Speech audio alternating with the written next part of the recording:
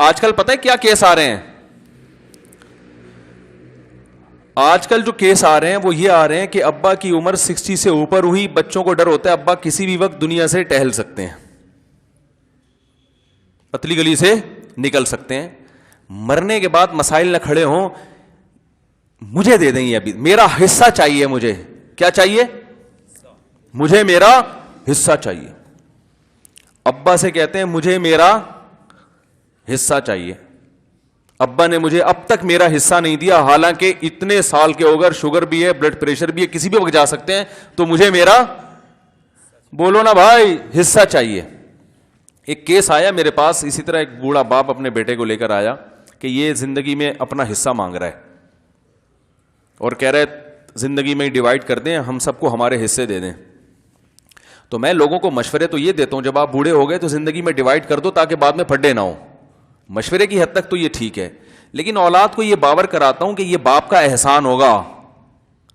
وجہ اس کی یہ کہ یہ جو آپ کہہ رہے ہو نا میرا حصہ, تو آپ کا حصہ بنتا نہیں ہے. شریعت میں جو کماتا ہے نا وہ سارا اسی کا مالک ہوتا ہے, اس میں آپ کا حصہ, وہ تو مرنے کے بعد, چونکہ میت اب ملکیت کی اہل ہی نہیں ہے, اس لیے مرنے کے بعد آرڈر ہے کہ اس میں اللہ کہتے ہیں ابھی اولاد میں دے دو. زندگی میں تو 99 سال کا بھی ابا ہو گیا تو وہ ساری جائیداد اسی کی ہے, ایک دھیلا بھی آپ کو نہ دے, اس کو یہ حق حاصل ہے. شریعت نے اس کو اخلاقی طور پہ ترغیب ضرور دی ہے کہ اپنی اولاد کو لاوارث نہ چھوڑو. حدیث میں آتا ہے کہ جو ہے نا تم اپنی اولاد کو لوگوں کے سامنے بھیک مانگے گی, یہ اس سے بہتر ہے کہ ان کو وراثت چھوڑ کے جاؤ. ان کے لیے ترغیبات ہیں, رائٹ نہیں ہے اولاد کا. دیکھو ترغیب ہمیں یہ ہے, نبی صلی اللہ علیہ وسلم نے فرمایا جو شخص پیٹ بھر کے کھائے پڑوسی بھوکا سوئے وہ مومن نہیں ہے. تو ہمیں ترغیب ہے کہ اپنا بھی پیٹ بھرو اور پڑوسی کا بھی. لیکن کیا پڑوسی کو یہ حق دیا کہ پڑوسی کے مال میں تمہارا حق ہے, لہذا اگر تم آج بھوکے ہو تو جا کے وہاں سے 2 روٹی چرا کے لے آؤ, یا وہاں جا کے برتن لے کے جاؤ, بولو میرا حصہ نکال بے. کیونکہ حدیث میں آتا ہے وہ مومن نہیں ہے جو خود پیٹ بھر کے کہے پڑوسی بھوکا سوئے تو میں نے تو ناشتہ کیا نہیں ہے, 2 پراٹھے پہنچا دے, میرا حق, میرا حصہ ہے. بولے گا نکل یہاں سے. احسان کا حکم دیا ہے, یہ احسان ہے. ہم کما رہے ہیں تو ایک شریعت نے اخلاق سکھائے کہ بھئی اڑوس پڑوس کا بھی خیال کرو. اڑوس پڑوس کو یہ حق نہیں دیا کہ وہ اپنا حصہ مانگنے چلی جائے. ارے پڑوسیوں کو حق دیا ہے کہ بھائی آنٹی ہمارے یہاں دودھ ختم ہو گیا ہے, آپ کے یہاں 2 کلو آتا ہے تو آدھا کلو ہمیں دو. بولو نا بھائی کیا ہو گیا یار. آدھی حدیثیں سنتے ہیں, آدھی نہیں سنتے. یہ والی سنی ہوئی ہے کہ شریعت میں حکم ہے والدین اولاد کو لاوارث نہ چھوڑیں اور بھکاری نہ بنائیں. یہ نہیں سنتے کہ اولاد کا مال باپ کا ہے, باپ کا مال اولاد کا نہیں ہے. باپ کا مال اولاد کا جب بنتا ہے جب باپ مر جائے, کیونکہ اب وہ باپ کا رہتا نہیں ہے. جب باپ ہی نہیں ہے تو مال کا کیا کرنا ہے اس نے. تو وہ بوڑھے باپ آئے میرے سامنے اپنے بیٹے کو لے کر, یہ مجھ سے حصہ مانگ رہے ہیں, مجھ سے حصہ مانگ رہے ہیں, مجھ سے حصہ مانگ رہے ہیں, تو میں کیا کروں. میں نے ان کے بچے سے کہا, میں نے کہا دیکھو پہلی بات تو یہ کہ یہ جو آپ کہہ رہے ہو مجھے میرا حصہ چاہیے, یہ آپ بہت بڑی غلط فہمی میں آ گئے ہو, بہت بڑی. آپ کا حصہ ہے ہی نہیں. آپ ابا سے یہ بولو ابا مجھ پر احسان کر کے مجھے ہدیہ دے دو. صحیح ہے نا. کیا خیال ہے بھائی, اس کو گفٹ کہتے ہیں, تبھی اس پہ وراثت کے حکام بھی جاری نہیں ہوتے. خوب سمجھ لیں, زندگی میں جب باپ اپنی وراثت تقسیم کرتا ہے تو لیبل اس پہ وراثت کا ہوتا ہے, مگر شریعت اس کو وراثت نہیں مانتی. شریعت اس کو گفٹ اور ہبہ مانتی ہے. تبھی شریعت میں حکم ہے کہ زندگی میں جب تقسیم کریں گے تو برابر کرنا پڑے گا. بیٹی کو آدھا, بیٹے کو دگنا نہیں دیں گے, کیونکہ ہبہ میں رسول اللہ صلی اللہ علیہ وسلم سے صحیح حدیث منقول ہے کہ آپ نے اولاد میں برابری کا حکم دیا ہے. ایک صحابی آئے رسول اللہ صلی اللہ علیہ وسلم سے عرض کیا, یا رسول اللہ میرے 2 بیٹے, میں ایک کو اپنا ایک غلام ہدیہ کرنا چاہتا ہوں. آپ نے فرمایا دوسرے کو بھی دے رہے ہو؟ انہوں نے فرمایا نہیں. فرمایا میں ظلم پہ گواہ نہیں بن سکتا. یہ تو ظلم کر رہے ہو, ایک بچے کو دے رہے ہو, اتنا نواز رہے ہو, غلام کی تو بڑی قیمت ہوا کرتی تھی. فرمایا میں نہیں, ظلم پہ میں گواہ نہیں بنوں گا. تو آپ مجھے بتائیں, جب آپ گھر میں روٹیاں کھلاتے ہیں تو بیٹے کو 2 روٹی اور بیٹی کو آدھی ایک کھلاتے ہیں؟ بولو نا یار کیا ہو گیا. دیکھو آپ جب مر گئے نا اور آپ کی وراثت میں 3 روٹیاں تھیں, خوب اچھی طرح بات سمجھیں, کچھ بھی نہیں ہے, 3 روٹیاں نکلی ہیں آپ کی وراثت میں, اور آپ کی اولاد, آپ کے وارثوں میں صرف ایک بیٹا اور ایک بیٹی ہے. کسی بھی مفتی کے پاس جائیں گے, وہ کہے گا یہ 2 روٹی بیٹے کو دے دو, 1 روٹی بیٹی کو دے دو. سمجھ میں آ رہی ہے؟ 2 روٹی کس کو دے دو؟ بیٹے کو, اور 1 روٹی بیٹی کو.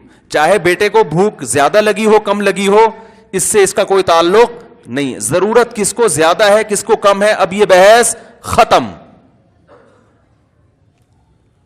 وراثت جو ملتی ہے اس میں یہ نہیں دیکھا جاتا کہ کون مالدار ہے کون غریب ہے, ایک سب کو ایک جیسا حصہ ملتا ہے, بیٹی کو آدھا بیٹے کو دگنا. تو کسی نے وراثت میں واقعتاً 3 روٹیاں چھوڑی ہیں اور وہ مر گیا, اور وارثوں میں ایک بیٹا اور ایک بیٹی, بیوی نہیں ہے اس کی, تو ساری وراثت کہاں جائے گی؟ اولاد میں جائے گی نا, بیٹے اور بیٹی میں. اور اسلام نے حکم دیا, قرآن نے حکم دیا, مما قل منہ او کسر, میت زیادہ مال چھوڑ کے جائے یا کم مال, وراثت بہرحال تقسیم ہوگی. کہتے ہیں چھوٹی موٹی چیزیں صدقہ کر دو, بڑے بڑے پلاٹ, ایسا نہیں ہے, سب چیزیں وراثت میں آئیں گی. تو اس لیے میں روٹی کی مثال دے رہا ہوں تاکہ اور اچھی طرح بات سمجھ میں آ جائے کہ روٹی اگر ہے نا تو وہ 2 روٹیاں آپ دیں گے بیٹے کو, 1 روٹی کس کو دیں گے؟ بیٹی کو. وہ کھائیں یا صدقہ کر دیں, جو مرضی کریں. لیکن زندگی میں باپ کو یہ حق حاصل ہے کہ جب وہ رزق تقسیم کر رہا ہو تو بیٹے کو 2 روٹیاں دے اور بیٹی کو 1 روٹی. یہ حق حاصل ہے؟ نہیں آ رہی بات. اس کو ہبہ کرے گا تو برابری. برابری کا مطلب دونوں کو 1.5 دے گا. اور اگر بالفرض بیٹی کو بھوک زیادہ لگتی ہے, ڈاکٹر نے اس کو 2 کھانے کا مشورہ دیا ہے, اور بیٹے کے بارے میں ڈاکٹر نے کہا اس کمبخت میں چربی اتنی چڑھ چکی ہے کہ اس کو تو 1 روٹی بھی صحت کے لیے نقصان دہ ہے, تو پھر بیٹی کو 2 دے گا اور بیٹے کو 1 دے گا. ضرورت کی بیس پہ کمی بیشی کر سکتا ہے, کیونکہ یہ ظلم نہیں ہے نا, ضرورت کی بیس پہ. پھر بیٹی یہ نہیں کہے گی مجھے بیٹی ہونے کی وجہ سے کم دیا یا زیادہ دیا, وہ کہیں گے بھائی ہم نے تمہیں اس لیے زیادہ دیا کہ تمہیں ضرورت ہے, اس کو ضرورت نہیں ہے. بیٹے کو اس لیے زیادہ دیا کہ اس کو ضرورت ہے, تمہیں ضرورت نہیں ہے. تو زندگی میں جب ہوگا تو گفٹ ہے, وہ وراثت نہیں ہے. اور گفٹ میں شریعت کہتی ہے اولاد میں اصل حکم کیا ہے؟ برابری. اگر کمی بیشی کرنی ہے تو وہ بیٹا اور بیٹی کی بیس پہ نہیں ہوگی, یہ ظلم ہے, بلکہ وہ ضرورت کی بیس پہ ہو سکتی ہے کمی بیشی. جب آپ کسی کو گفٹ دیتے ہیں تو آپ کسی غریب دوست کی شادی ہو رہی ہو تو بعض دفعہ مہنگا گفٹ دے دیتے ہیں. مالدار دوست کی شادی ہو رہی ہے, وہ مہنگا دیتے ہوئے بھی شرم آ رہی ہوتی ہے, یار اس کے لیے تو یہ اس کی کوئی اوقات ہے نہیں. تو اسی طرح جب اولاد کو باپ زندگی میں دے گا وراثت کا لیبل لگا کے, تو وہ وراثت نہیں ہوگی, وہ گفٹ ہوگا. اور اس میں اس بیس پہ کمی بیشی کی جائے گی کہ ضرورت اگر کسی کو زیادہ ہے, ایک کو کھانے کو مل نہیں رہا, دوسرا ماشاءاللہ ٹھیک ٹھاک کما رہا ہے, تو باپ نے کہا چلو اس کو میں تھوڑا زیادہ دے دوں اس بیس پہ. لیکن وہ بھی باپ پر واجب نہیں ہے, احسان ہوگا ابا کا. تو جو بوڑھے باپ اور بیٹے آئے نا, تو وہ بیٹا کہنے لگا میرا حصہ. تو میں نے کہا پہلے تو آپ اپنا یہ کانسیپٹ کلیئر کریں, آپ کے دماغ میں جو ایک بات بیٹھ گئی ہے نا میرا حصہ, آپ کا حصہ نہیں ہے. ایسی کوئی حدیث میرے علم میں نہیں ہے جس میں باپ کے مال کو بیٹے کا مال کہا ہو.